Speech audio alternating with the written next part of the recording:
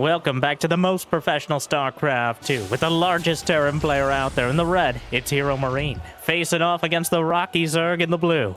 We have Solar, a best-of-5 Terran versus Zerg showdown, a matchup we haven't seen in quite a while, on an all-new set of maps, but the same awkward transition into begging you for likes, and maybe, even subscribes. Help me counter the algorithm. And Jimmy, what are we at? 1,580 likes on this video, on this cast, and I'll cast another one. And I'll probably do it anyways, because I don't know what else I'd do with my life. But thank you for watching. Hopefully, you've had a good day so far. And hopefully it's about to get just a little bit better.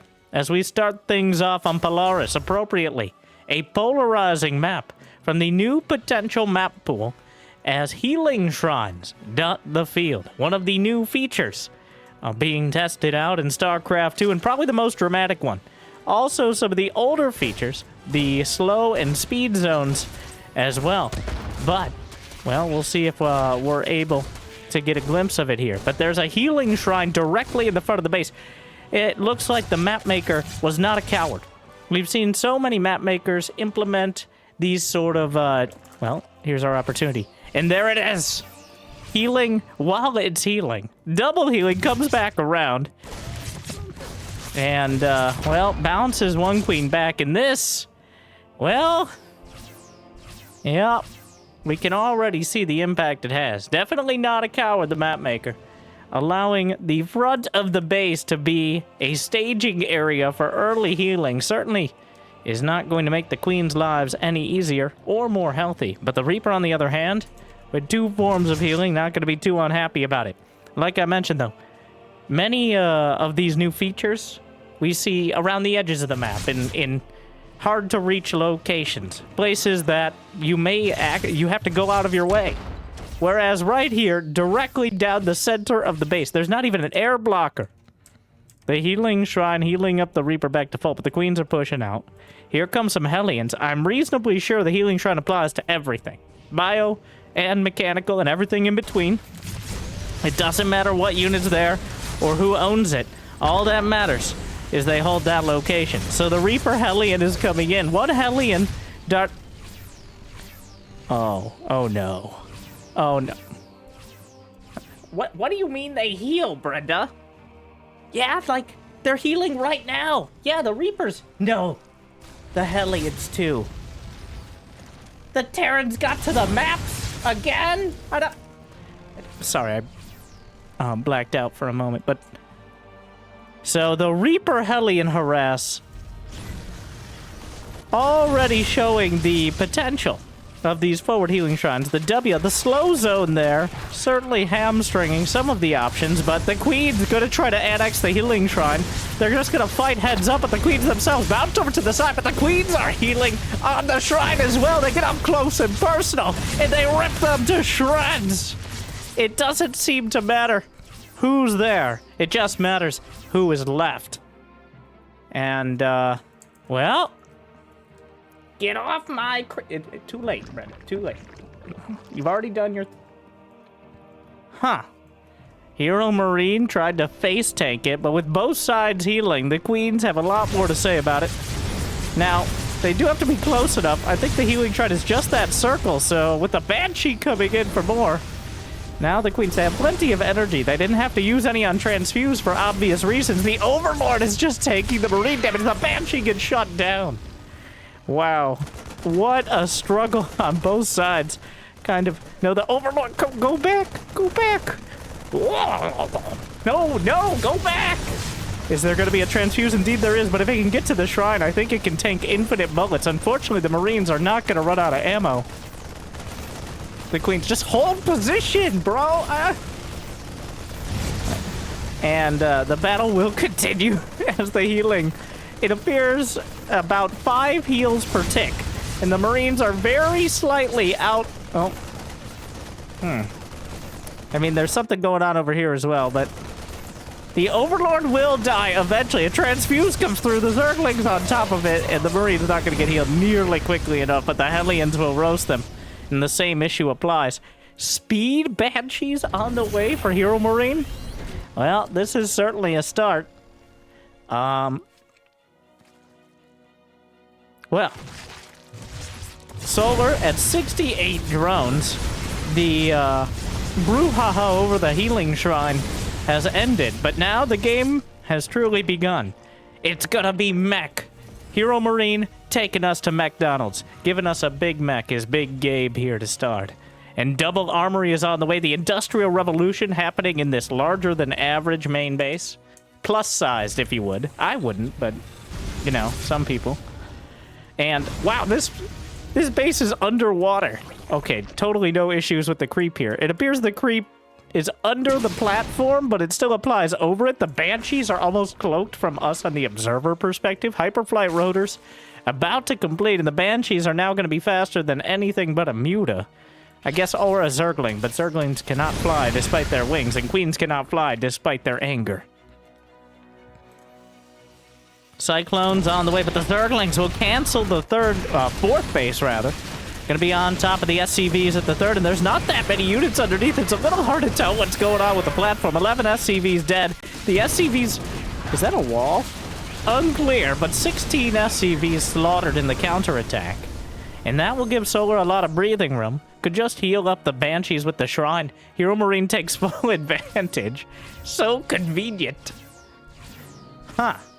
Aspire is on the way for Solar. I think he just finished an infestation, but he's got pretty much everything in the production tab right now. Multiple hatcheries, hive, roach, and baneling speed. A base gets roasted, but with baneling speed done, a counterattack over to the right flank could finish what many of those Zerglings started. Those banelings look so crazy, but roll it in, and Heromarine clearly looking the other way. The banelings actually kind of haphazardly going through, but Hyperflight Rotor snipes off a Queen. The Spore Crawler gets a few hits off on the Banshees. Magfield Accelerator is now done for the Cyclones. And Heromarine definitely taking more damage than he's able to deal out. Solar almost finished with his hive. Still has 78 drones, 80 drones. More than enough economy to maintain this level of production while teching up with the upgrades. But more Queens getting sniped off by the Banshees. The Hell Clones. Kind of hard to tell where the creep ends and where it begins, but once it gets off the platform here and colors the snow, we'll definitely have an idea. Looks so crazy. Healing Shrine. The Banshee's healing up in the front of the base. Right on top of the Overlord who has to watch the Queens. Taking the road less traveled. As they go as the Queen does not fly, as opposed to the Queen walks. Doesn't matter how fast they'll get there, they take the shortest path in terms of total distance. Adrenal Glands is on the way, but the Hell Clones are moving in. Heromarine with a healthy amount of army supply, at least for the Terrans. He's about to finish 1-1. The Ravagerling Bane, a strong counter. Command Center sits down, may regret that decision, picks right back up. Meanwhile, 5 Hyper Shees trying to dart in to the left side, but the Queens will shut it down for now. Cyclone drives away the Overlord on the Pervert Pillar. That really looks like it's not a wall, and that's because it isn't, as we saw that SCV. The Zerglings wrap it around, will kill off one of the clones. A hectic game across the map as we cross the 10-minute mark. Not that many units lost, as both players have been able to establish 3-4 bases now of economy. Solar definitely with the overall advantage economically, and now kind of manifesting itself over 1,000 more resources per minute. A lot of that in gas. And Heromarine has not started those 2-2 upgrades. In the long run, the upgrades will make all the difference. In the short run, not so much. It comes down to the unit composition, but here comes the Roachling Bane. Hyper, she's shutting down a Baneling counterattack. But definitely not the best use for 6 Banshees at the moment. Engineering Bay to block things off. Healing on the Hell Clones. Definitely helping out, giving them a lot more sustainability in these fights. As Zerg units usually don't have enough HP to heal at all, but in order to heal, you have to survive the engagement. There is that Viper coming through the W. Yanks in one, harpoons another. 2 Cyclones will be taken out, a few more chewed up as Heromarine driven back across the field. And Solar refills up to 200 supply with Zergling. 60 more in production. Hyper Shees, where are they? Looks like the Corruptors. No, they didn't wipe them off the map, but they're going to try now as the Hyper Shees already working on things. The Cyclones could protect. Corruptors overhead. Knocks out one, but the Overseer gets taken out. Another one at the back. Corruptors engaging. Cyclones from either side. Healing Shrine could be utilized by either player. Gonna heal up a few of the roaches. More Zerglings coming in. Banshee's still helping out so much. A few Corruptors. The Cyclones are healing through the handful of roaches, but a few more Cyclones get caught around the corner. Corruptors still chewing through the Banshees. He's down to 4. Badly bruised. Cyclones battling through the field. And finally, we'll get a moment to breathe. What a fight. Overall, Heromarine destroying way more Zerg than Solar was able to get to the Terrans. But still, Solar has 82 drones. Heromarine actually has 83. Is that a watchtower? It's a wall-off watchtower. Okay. Now 6 Broodlords on the way. It appears Solar managed to make his Spire great again in the midst of all this. So Broodlords against Cyclones. Well, if the Cyclone numbers aren't overwhelming from the very start, they could easily chew them apart. Broodlords are not so great against a Terran who knows they're coming, but the element of surprise is the most potentially dangerous of them all. The Broodlords are spotted. Banshees hanging out to the right side, not really helpful in this fight. 3 Thors enter the production tab. Thor's incredible against Broodlords in even numbers, but right now 0 versus 6 is clearly not a fair fight. Cyclone still trying to kite back, going through the alleyways. Roaches caught between a rock and a hard place. Sensor tower at the front. We'll eat the Broodlords for a moment. +2 vehicle weapons done. 5 Thors in production simultaneously. But the Broodlords on the healing shrines, now that could be something. Or the Broodlords in general, but the Thors are not quite completed yet. This planetary fortress will be taken down, uncontested, and Solar continues to march forward. Cyclones lock on to some of the Corruptors, Broodlords, and Corruptor's gonna be healed up. And now it's so how the turntables have turned as DJ Solar is dropping Broodlords in the front of the base. Here come the Thors. They're finally here, marching down the ramp to engage the Broods. Hellbats in front to absorb the Broodling fire. But I have a hard time seeing Heromarine clawing his way back from this one. Solar has maintained such a high level of production throughout all this. The Thor's trying to stand their ground, but the Roaches and Ravagers are helping make it a dangerous game indeed. And the Broodlords will rain down, and Heromarine types GG. Solar maintains the wave momentum. The healing shrines, clearly the focal point of pretty much the entire game, and honestly creating a lot of action throughout the map. This is the first map I've seen bold enough, for better or worse, to put the healing shrines in such a key location. Like I said, usually they're off like 2 miles off the exit behind the gas station that you really don't want to pull into. But on this map, they're front and center, and at first it looked like the early Terran units making the Queen lives incredibly difficult. But then, Solar turning it around with the Queens and Broods himself. So, what do you think? Our next map will not feature healing shrines. It'll feature, well, something you've seen before. One of our more macro-oriented, more standard maps, though still has its own kind of quirks to it. Amygdala. I don't know. You know, I'd like to see more. I want... Now, there are benefits, and I joke a bit about how Terrans put the eye in terrain, and how many maps seem to favor them. And there's a lot of mechanics for Terran that can immediately take advantage of certain features. Essentially, the further we get from a wide-open, flat plane, the harder things get for Zerg in many scenarios. But we saw Solar able to turn it around there.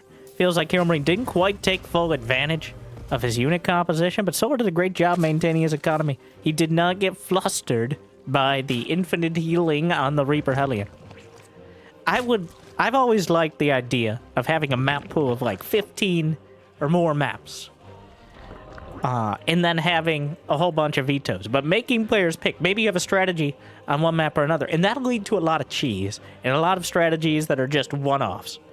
But the issue with the map pool that has been so homogenized over time has all the same, like, you have to have a ramp that is yay wide. You have to have the minerals that are yay far away from the back. You can't put watchtowers in such key locations because somebody could put a siege tank in it. And these are legitimate concerns. There's a reason that maps are laid out the way they are. But, I think there's potential there. And honestly, any excuse for changing the meta up even a little bit. And that's how Brood War has been balanced. There hasn't been a balanced patch for Brood War since before Clem was born. So, but the way that, from my understanding, as someone who wasn't particularly old either when that patch came out, and by that I mean Brood War, I'm not actually sure if they had balanced patches because, you know, CD-ROMs. Clem might not, but you probably know. Based on, I know my demographic. Like and subscribe. You probably know what a floppy disk is, and you know it wasn't very floppy. I mean, well, if you were about to get pedantic about that, well, guess what? You're my target demographic, and you played yourself. So, but I digress. Balancing through maps, or creativity through maps. I know in Brood War there are some maps that have almost 100% win rate for certain races and certain matchups, which is too far. That is too far. That is a bridge, and it goes too far. Should have ended at some point or other. But, now, the real struggle is there are 3 races in StarCraft 2, contrary to popular belief, but how do you make a map that's great for Terran versus Zerg in one way or the other without screwing over Protoss or vice versa? That's also part of the struggle. I think part of this comes down to the StarCraft 2 engine being so incredibly powerful. It's too good for its own good. Units are so efficient, and there are so many mechanics that can exploit even tiny little weaknesses. Like, in Brood War, you can only select 12 Zerglings at a time, so even getting a couple dozen Zerglings, even if they were more dangerous, into your opponent's base, that's a titanic struggle, okay? You need more APM than it takes to smash that like button in order to do that. Okay, that was a bit shoehorned. Only takes like 1. You get the idea. But hitting like 6 different control groups just to send in about a Zerglings that you could with 2 buttons in SC2. And also, those Zerglings are not guaranteed to go where you think they're going to go either.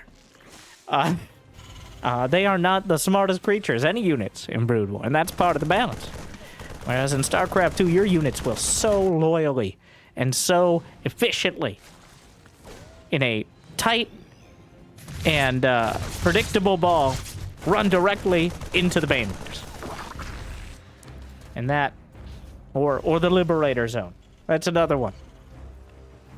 I've always liked the idea as well of being able to turn off mineral patches. This was actually kind of a... The Oracle was originally... I don't know if it was called the Oracle, but the original beta version, you could, like, stasis mineral patches. Something like that. But the idea of turning off mineral patches to keep workers from mining there, which would be a indirect, barely nerf to things like Liberators, but... Oh, it was just Karen. Don't worry about it. The Hatchery Owners Association meetings will be much quieter now. You always say that, Susan. You sound like a broken record. What is a record, Brenda? Not all of us are as old as you. Sorry, Banshee came in. Not finding anything, though. Has Spore Crow already in position. Heromarine building 5 racks behind. Going to have a full-on... It's not going to be mech this time around, but instead a Marine tank push. I'm assuming the tanks, but... it would be very surprising to me if it wasn't a Marine tank push.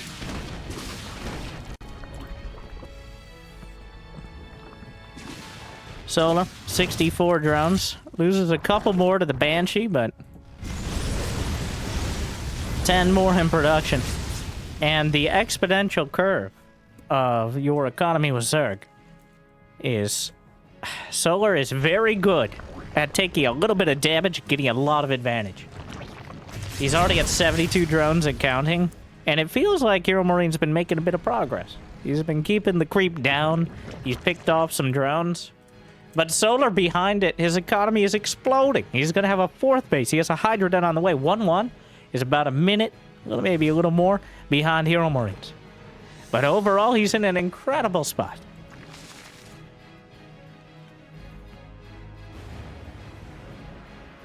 He just has to survive the first push. And you know what? There aren't any tanks. I was wrong. Go eat a chocolate shoe or something.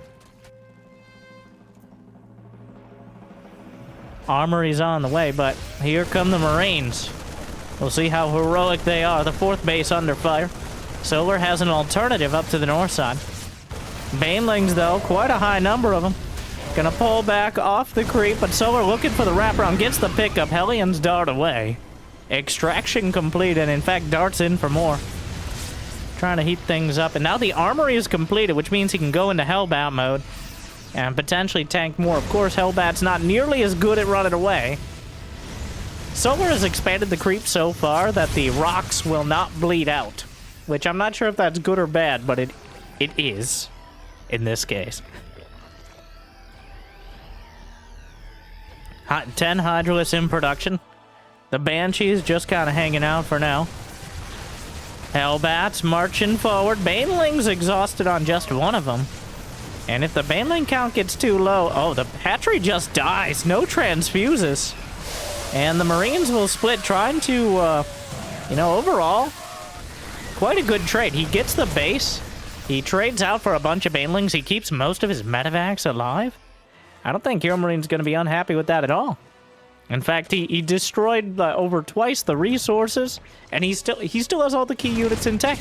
And here comes the Banshee, gonna hunt down another queen. And by Banshee, I mean 2 Banshees. Let's not editorialize here. But the Hydras saying hi, Dra.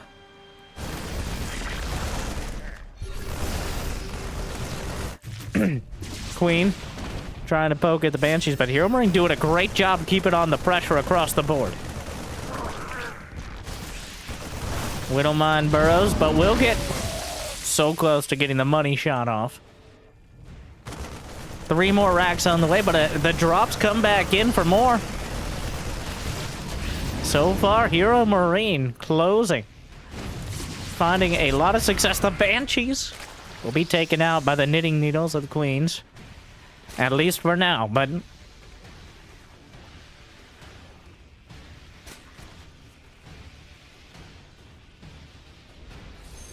Heromarine stimmed much of his army. A classic. Hitting the stims for everyone, joining up, but 2-2 is closing in. Heromarine clearly trying to hammer down this timing. And it might be a good one. He has to be careful not to actually lose his Marines before... the upgrade's complete, but here we go, closing in, 15 seconds out. Trying to make the trades. He doesn't want the Hydralisk count to get too high. 2-2 is finishing right as Heromarine is forced back. I can't help but think that maybe he jumped the gun just a bit. The Queen's trying to hold. But if he had just waited, he wanted to take the advantage while he could, but 10 more seconds. And he has a distinct upgrade advantage. Banshee comes in again.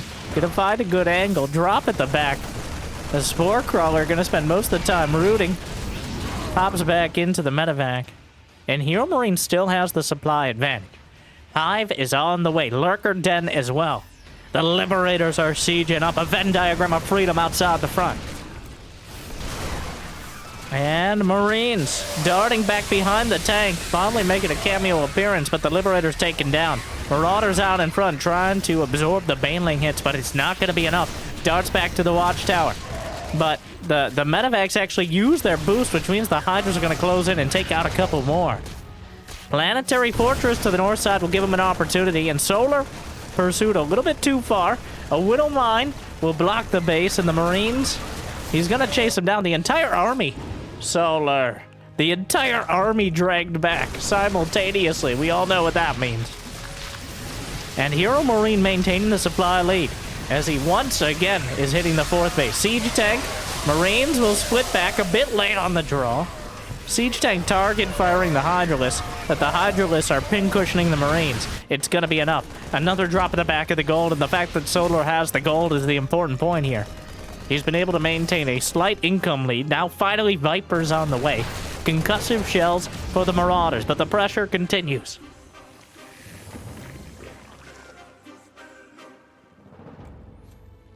Lurkers on the way. The Vipers and Lurkers going to be required to hold on to these bases as Heromarine. Just so much pressure. But he hasn't quite landed that critical blow. He hasn't been able to outright win a fight. Though it kind of feels like he's winning the war.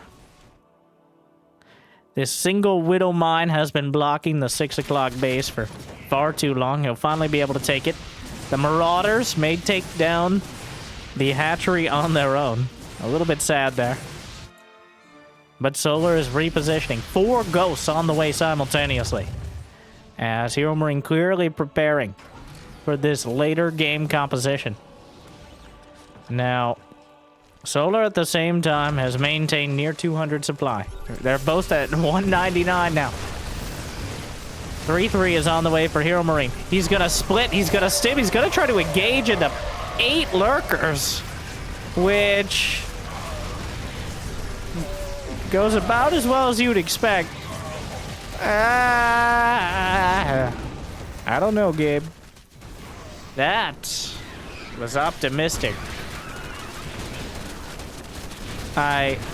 Heromarine. Whatever advantage he had in supply has evaporated. Whatever advantage in map control, he has a small drop in the back in Solar. Forced to come back home and defend, but Parasitic Bomb, the Lurkers, and even though Heromarine will stabilize with the help of this drop at the back, dragging back Solar's army, he dove directly onto the Lurkers. And he killed several, but it feels like Heromarine, again, gonna engage the Lurkers, a much better angle there, but ooh, the army supply taking quite a dive. And the thing is, I'm not sure why. Well, he clearly felt the confidence, but he didn't have the ghosts. He had ghosts in production. I can understand it. If you don't have a ghost academy, if you're not building ghosts, why you would go. But if you've already got ghosts popping out of the barracks, why risk it? Well, he doesn't want Solar to get the momentum back. But sometimes when you aim for the bushes, if you're too high up, it doesn't matter. And now Heromarine is clearly... he's lost all his momentum. He's down to 3 bases against 5. Solar has wasted no time in grabbing the center base, the 6 o'clock, and he still has the 9 o'clock base. Heromarine gonna try to fight down the center, but now there's ranged Lurkers and Vipers. So that location is going to be difficult to hold on to. So we're now banking money as Heromarine repairs his Rex. Repairs his Medivacs.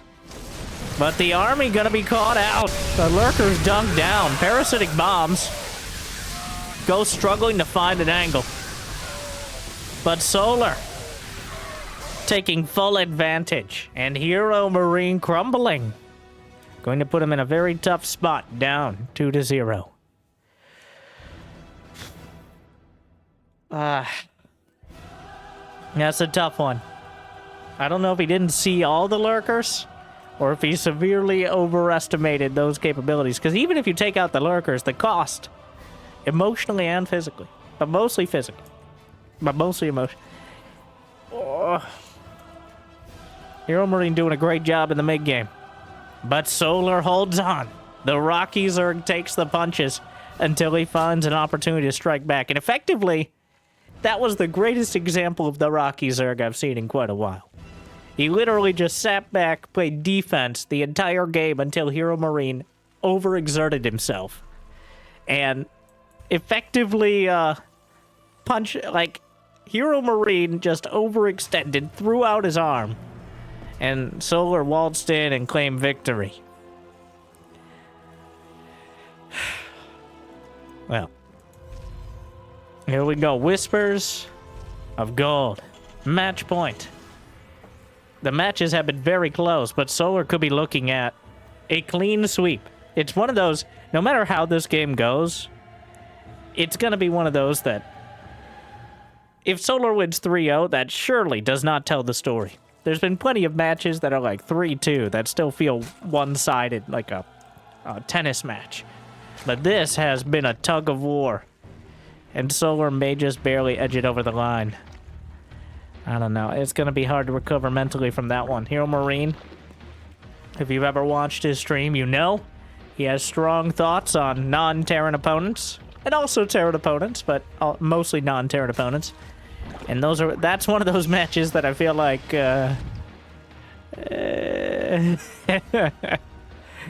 strong thoughts indeed. And by the way, this is from HupSaya's HupCup. Held every couple weeks. Pretty decent prize pool as well, almost $1,000. So it'd be awesome if you check out HupSaya if you got the opportunity. If you're not a vampire like me, I'm not actually sure what hours he's streaming, but you can find the link in the description if Jimmy didn't screw. Jimmy. We'll deal with that later. But link in the description. Stream live as well. I want to see more new maps. That's what I want. I want more healing shrines. I want more drama. I want more queens being out, overlords out healing marines. That's what I want.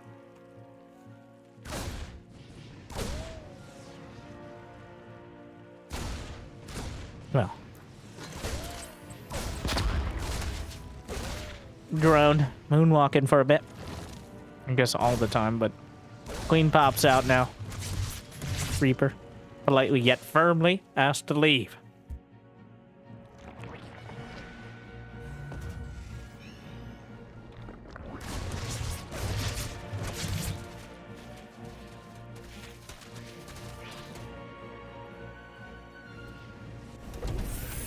Three command centers for Heromarine.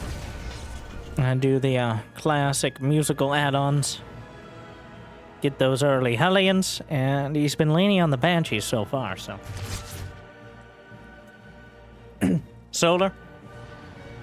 Rolling with it. Queen's on the way. Zergling speed hasn't shown any inkling of early aggression, this game or the others. That'll continue. If it ain't broke, why fix it?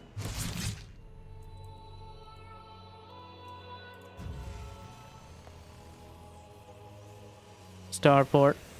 Gonna flip over. Yes. Banshees yet again.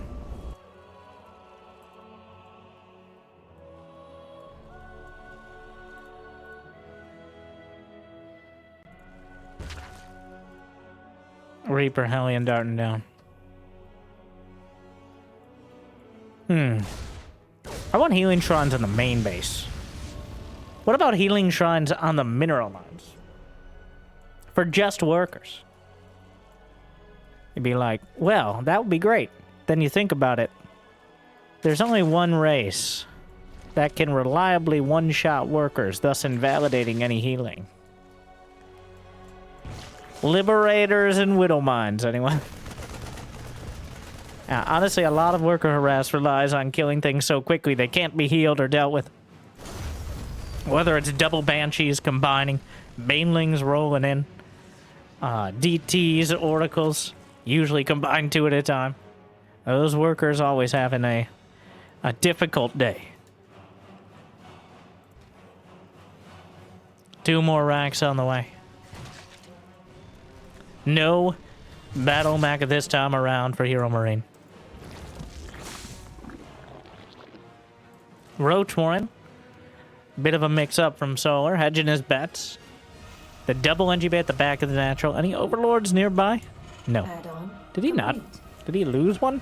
Yes, okay. The Banshee was used to help kill the overlord. I usually have 1. Not any more than 1 because those overlords can easily get picked off for the variety of units, but the first overlord is very important. Go hang out. Look around. That's pretty much its entire job description, but worth mentioning.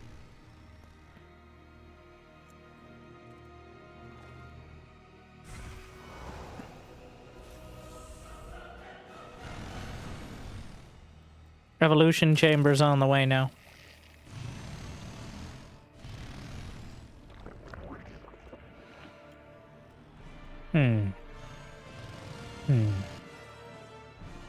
How do you... I mean, Heromarine was... He was crushing it. That was some top-tier textbook Terran. It's just that he went a little too far. He dug too deep. And he dug too greedily. He tried to dig all the lurkers out of the map. And they struck back with a vengeance. That was mostly an own goal from Heromarine.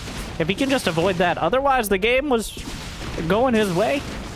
He was trending in the Terran direction. The Banshee's coming in. Solar. Not going for a full roach hammer here. He's adding on more drones. Infestation, baneling nest. Very key to point out, he's going for melee attack, not ranged attack, which means the roaches are mostly a stopgap in a pretty literal sense, where they're just here to zone out the first drops, and then he fills in. They're more larva efficient than Zerglings, but not supply efficient. All right, roaches are some of the least value for supply, but I think aptly named. You can build a whole lot of them and get them in annoying places quickly.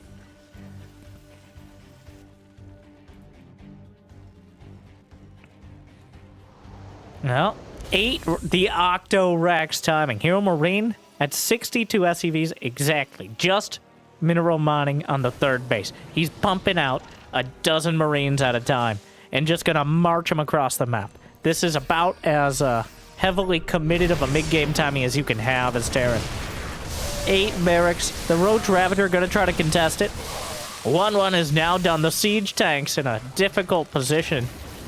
Hive is halfway there for Solar, but this is a lot to contend with. There's gonna be so many dudes with drugs and guns, it's gonna make my neighbors look like filthy casuals. Hell yeah, brother.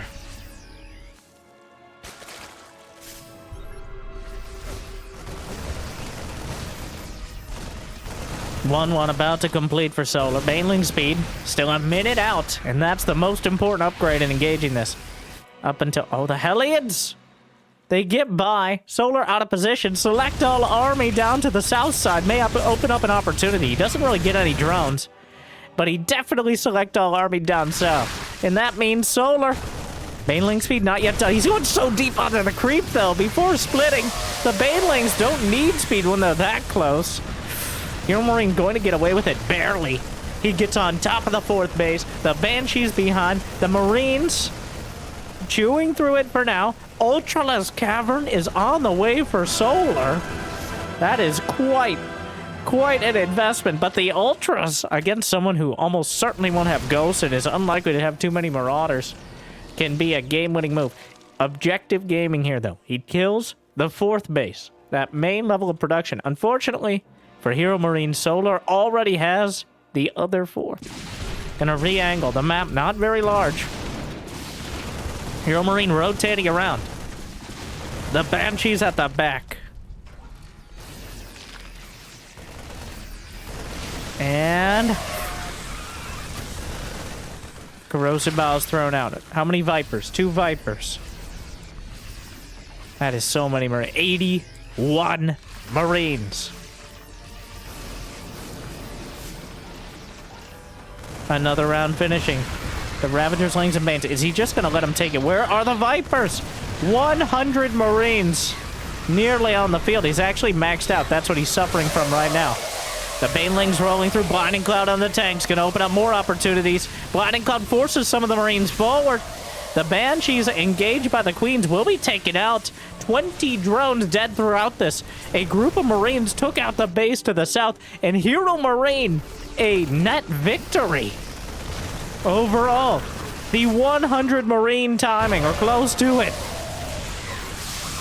He stutter stabs forward, takes down a Ravager, and the Ultras are about to pop out, which could be a rude awakening. Another dozen Marines at a time, but Solar is on the ropes right now, but Chitinous Plating is certainly a massive unit to tag in. Literally and figuratively. The Ultras are popping out. And Marines, even with good upgrades, he's going to have +2 Carapace. and chitinous plating. So, and the Marines, Heromarine didn't even go for 3-3. So these Marines will be doing minimal damage to the Ultras. The siege tanks are better. But just a couple Ultras and a couple Vipers could turn this entire game around. And Heromarine doesn't know. He doesn't know about the Hive. He hasn't seen a single Ultra. The Zergling counter, Adrenal Glands is done.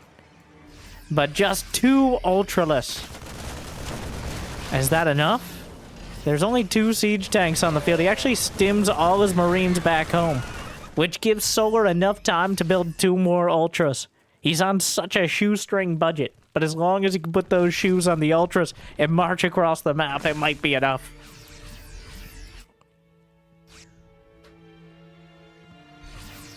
What does Heromarine do? Is he going to be committed by the first time he sees the Ultraless? Ultra speed is on the way. He still hasn't spotted them. The Vipers out at the front. The Ultras! He pre-splits. But the chitinous plating is done. The blinding clouds are beautiful. And Solar is marching through the Ultras. It's just a flesh wound. The Marines, they don't even really do damage.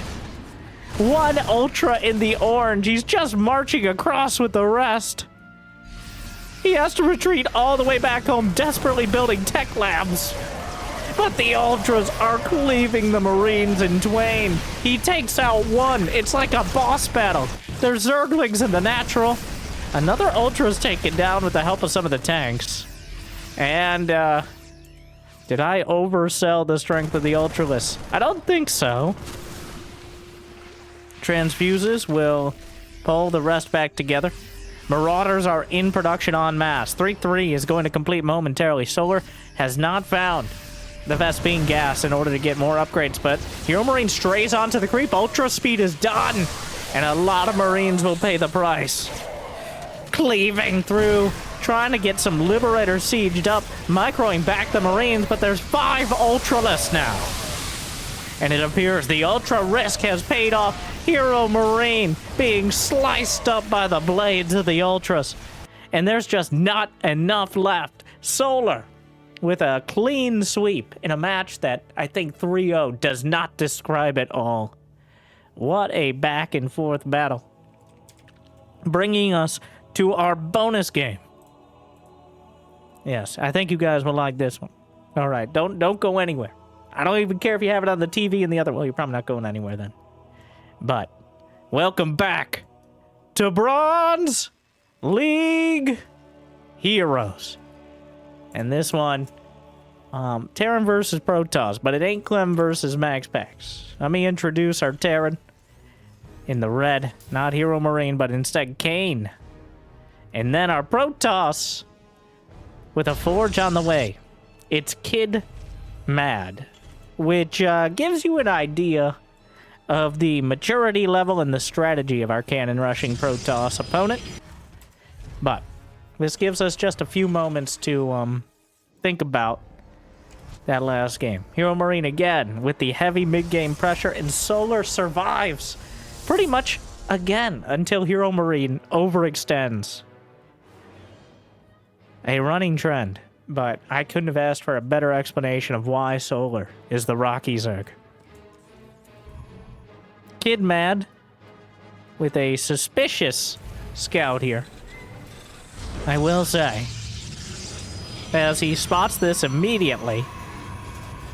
A pylon's on the way. Remember, the forge is completed. 2 pylons. He will be cannon rushing the proxy. That is what's happening. He's also going to consult his Prima strategy guide. 0 APM for a moment. The cannon is on the way. He's building a Marauder. 2 SCVs chasing down the probe. I honestly don't know how long the Marauder has to be shooting at the cannon in order to kill it before it completes. But I think we're about to find out. Multiple tech, he fully commits. Barracks can fly. He's targeting the cannon in front. He now targets the cannon at the back. What are the SCVs? What, you run out of Marines? Well, the SCVs are tanking the damage. The Marauder will kill the first cannon. Starting to work on the second. Oh, a little distracted. Another Marauder is on the way. Well, Well played, says Kane, and the game ends. No. We're just getting started. The barracks will pick up and head home. But unfortunately for Kane, little does he know that Border Patrol has slapped down a couple cannons. 3 cannons down the ramp. He hasn't looked at all down there, but the barracks are headed back. There's now 6 cannons on the map, exactly 0 of them in Kid Mad's base. Leads the SCV down, and well. Now gonna start on the high ground. Is he gonna pylon wall? He's working on it. The SCVs are pulled. He's trying to pylon block. He may be able to do so. More SCVs. He doesn't quite nail it. Citizens arrest. Stop right there, criminal scum. Takes out the probe. And the cannon rush will end there for now. He's both, well, I think he's trying to decide whether or not, you know, I was expecting to have a little time to contemplate Heromarine versus Solar. And what a match. This is a very different match. In fact, more action-packed so far. As the Marines are on the way, another probe is sent out.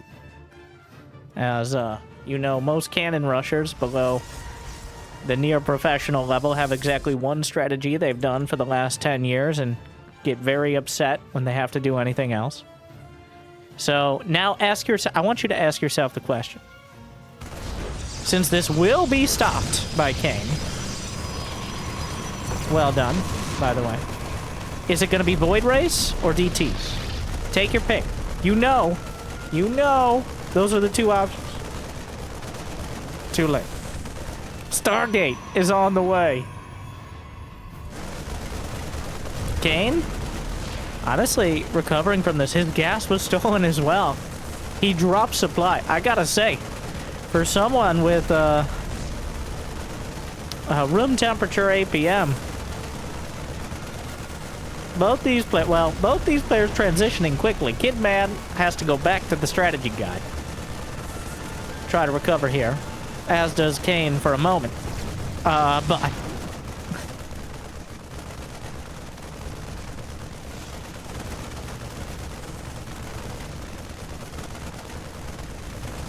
well,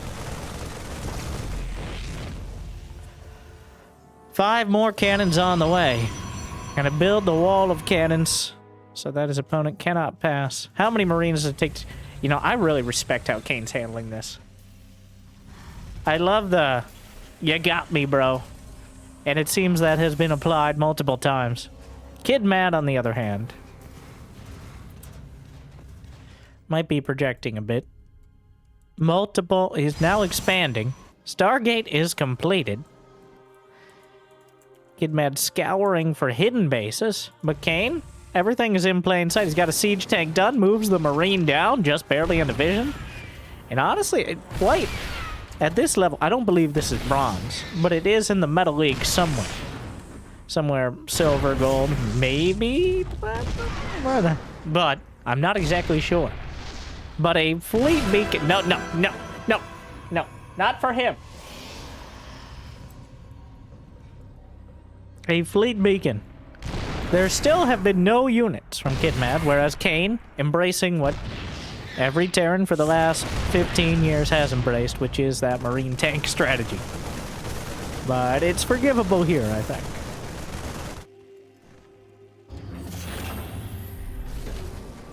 Some Marauders on the way as well. He's going to be expanding, and we may indeed end up having a macro game of sorts. As both sides. Now, let's do our macro warp. As I have a feeling both players will be spending some time tending to their own.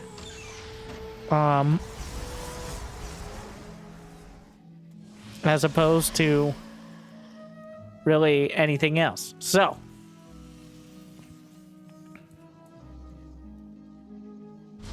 More cannons. Tempest in production. Concussive shells. No engineering bays yet. Kind of surprising. We clearly have a focused player here. I gotta, once again, commend Kane on how smoothly he's recovered from this ridiculous... Is that a tectonic destabilizers rush? Well, the Tempest is making its way across the map. A Marine is scouted for hidden bases as well. There's a starport done and a remarkably efficient Marine tank follow-up, but this Marine eats it. The Tempest, not quite enough damage to one-shot, thankfully. Now gonna start working on the SCVs. The Marines will stim back to defend. Kid Mad uses all of his several dozen APM to micro away. And the Marines, well, this is... We'll see if he knows what hold position is. The dance continues. Vikings, going to be quite important. He starts a couple. Tectonic destabilizers and +1 air weapons on the way. A second Cyber Core as he's looking to pimp out his Tempest to the great... There's the Void Rays. As he realizes he might need units with actual impact. Meanwhile, Kane getting his double upgrades.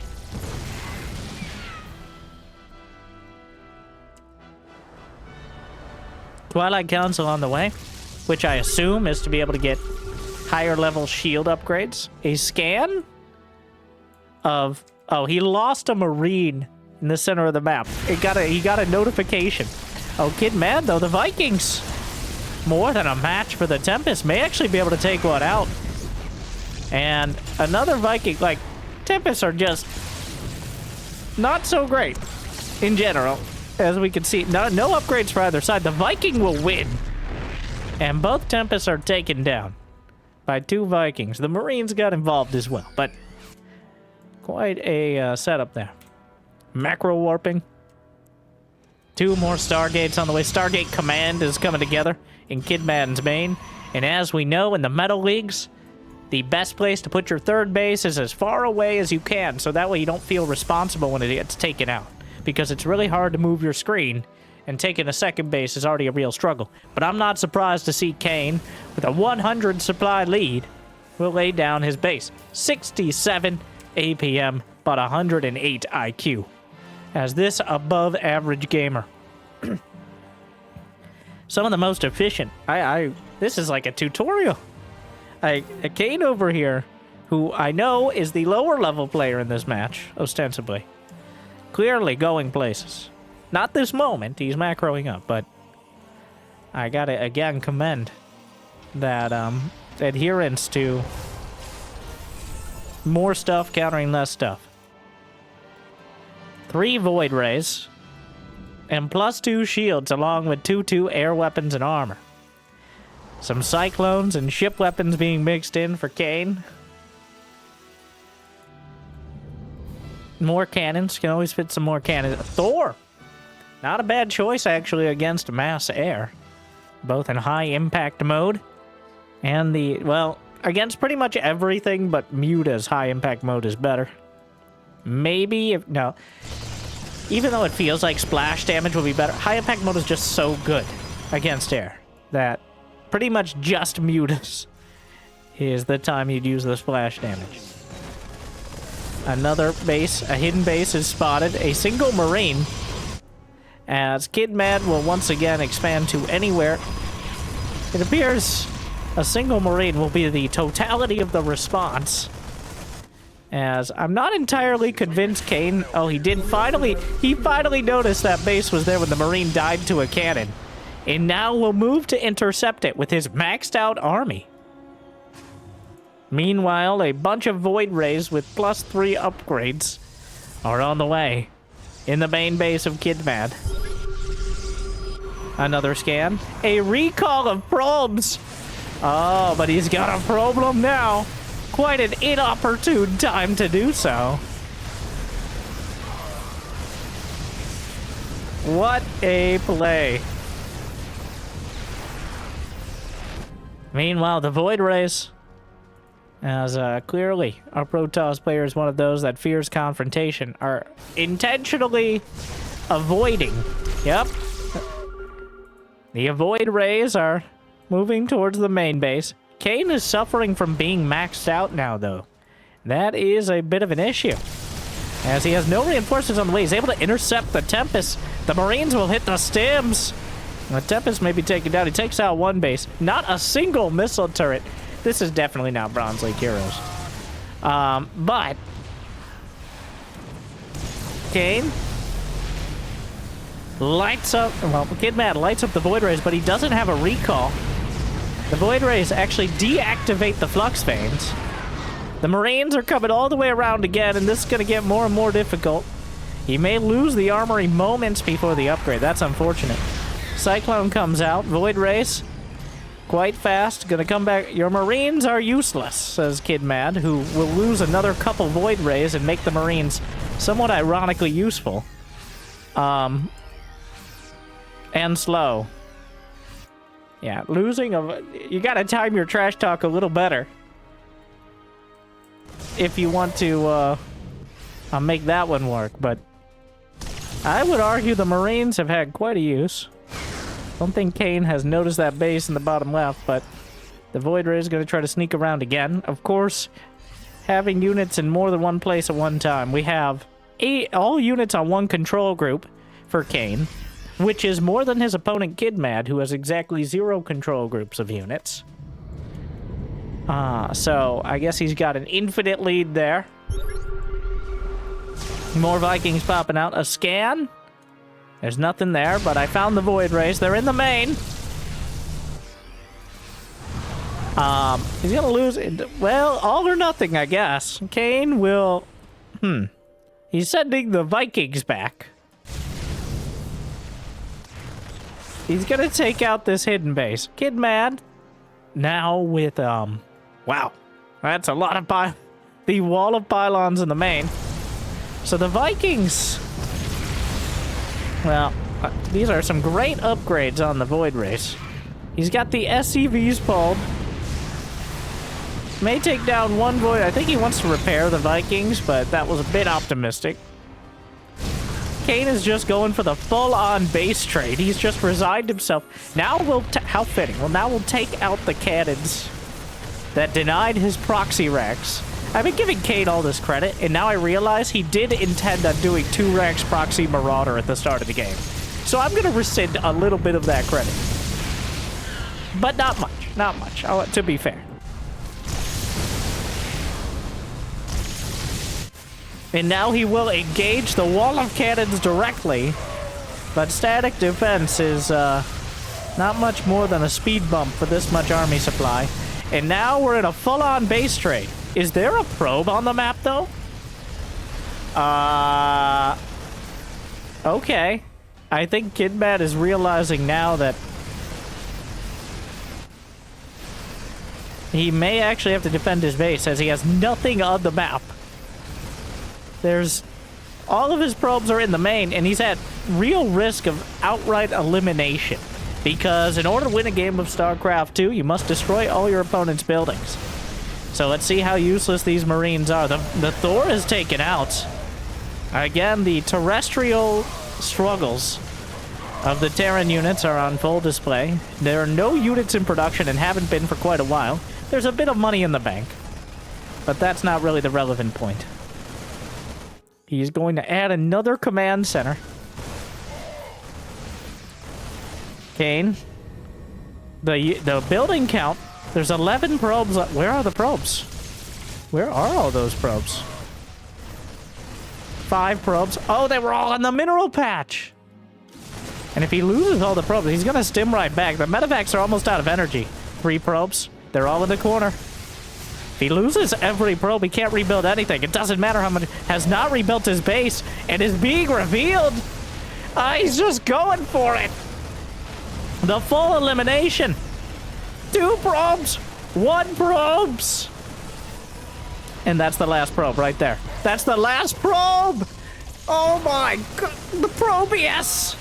What are you doing? There's only so many buildings left. He stims again! And, is he just wins. Wait, no, there's an assimilator! Kill the probe! He has to kill the probe, right? Right. He's gonna get it. Oh my god. A Nexus! That's optimistic. The Tempest... Are you kidding me? Couldn't have scripted this any better. But the Tempest overkill may actually screw them. The Marauder, the last building! You can't cancel that! That one Marauder! Oh my god. It's right there, guys. Come on. Tempest sucks so hard at killing Marines. Oh, Kidman could actually rebuild from almost nothing here, technically. No, he can't. He has too much supply. The Nexus won't give him enough. Oh my, Kane is now... Well, his turret count is skyrocketing, so that way he can put rockets into the sky. Kane clearly not realizing how close he was to outright winning the game. And you know what? I'm going to give him the benefit of the doubt, and there's so much doubt right now. This isn't a trolling move.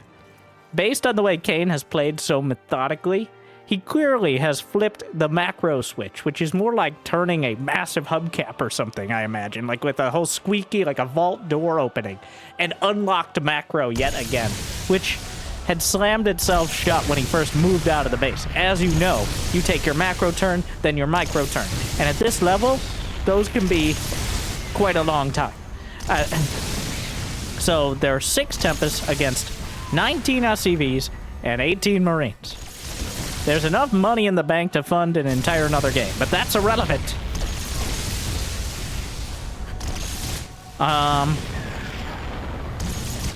That one Nexus, and Kidmad is trying to build probes, but he has to lose 2 Tempests to do so. He's chewing through. Kane is a long way from being supply blocked. He's building 4 starports. We're not going to have the poetic ending of him taking out the Nexus. It looks like, as we go to our macro warp, it looks like eventually, well, Kane may actually get supply. He still has 19 SE. He can rebuild supply depots. He can build some Vikings. Burn. I can't tell if that's like a... Okay, well, he could recall the Tempest, I guess. But by the time he does, and also, it takes approximately 27 Tempests to kill like 10 Marines because of their ridiculous overkill. Hits him with the burn. You were gonna recall. Well, it's a bit late. And that's it. The game just ends. Kane wins.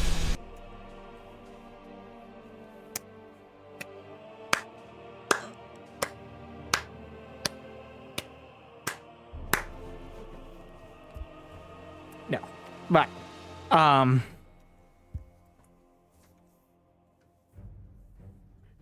well, Terran wins at least once today. But I think we're all winners.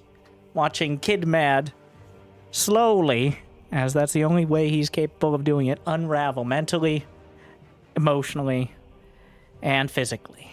Our cannon-rushing connoisseur gets caught cheesing by a clearly capable and competent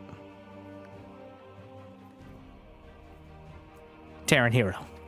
So, but he did want a Proxy 2 Rex Marauder, so mixed bag on that one. But thank you for watching. Hopefully you enjoyed Heromarine versus Solar, and Heromarine getting so close in all 3 games, but Solar just outlasting him. Kane doing the same to the maddest of kids, and hopefully it made your day just a little bit better. I had a lot of fun with this one. I hope you did too. And if you got the means and motivation, be awesome. Check out Patreon. Thank you to our Mule Tier patrons, Big Jiggy Door, Mario Suit, YouTube membership as well. But I hear liking and subscribing is still free, at least for now. So thank you for watching. I'll see you next time. Good luck. Have fun. Stay chill.